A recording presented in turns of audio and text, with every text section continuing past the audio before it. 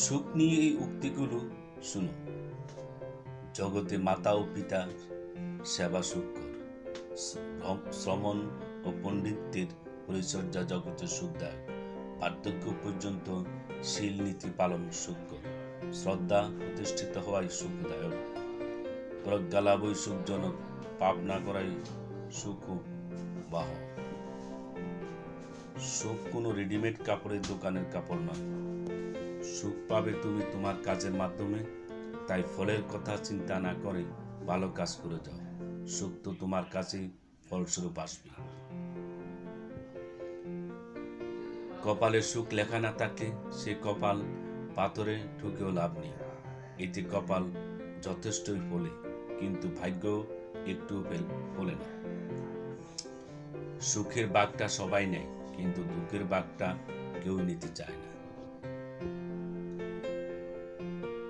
তোমার অশোকে কিংসুকে অলক্ষ্য রং লাগলো আমার অকারণে সুখী।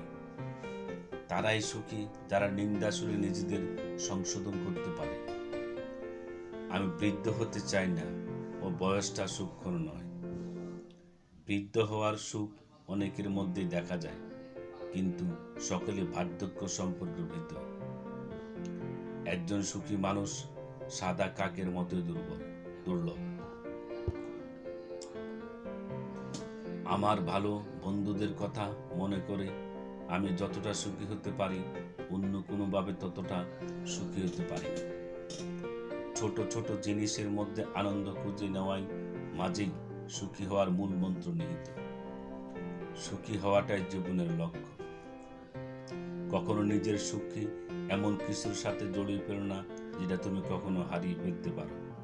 এটাই সুখী হওয়ার গোপন সূত্র। কাউকে কষ্ট দিয়ে তার জীবনের সুখ কেড়ে নেওয়া খুব সহজ, কিন্তু তাকে হাসিয়ে তার সুখ ফিরিয়ে দেওয়াটা ভীষণ কঠিন। মানুষ সুখ আর পরিশ্রম আর জীবন গড়ে তোলে, তার জীবন গড়ে তোলে। মানুষের সুখ আর পরিশ্রম তার জীবন গড়ে তোলে। কারো সুখের গল্প লিখতে ভালো পেন্সিল হতে না পারো, ভালো রাবার হও, যেন দুঃখগুলো মুছে দিতে পারো। মনে রেখো, জীবনের সুখগুলো সব নয়, দুঃখগুলো গুরুত্বপূর্ণ। কারণ দুঃখ না থাকলে তুমি কখনোই সুখের মহত্ব বুঝবে না।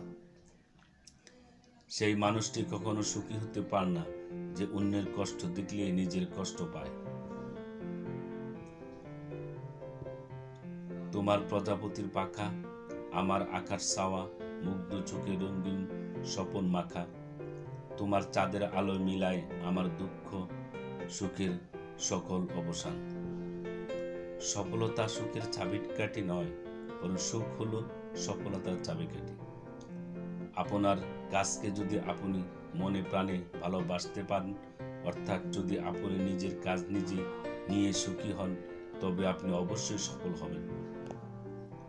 সুখ নিয়ে উক্তিগুলো আপনার কেমন লাগলো তা আমাদের কমেন্ট করে জানাবেন, এবং ভালো লাগলে বন্ধুদের সাথে শেয়ার করুন।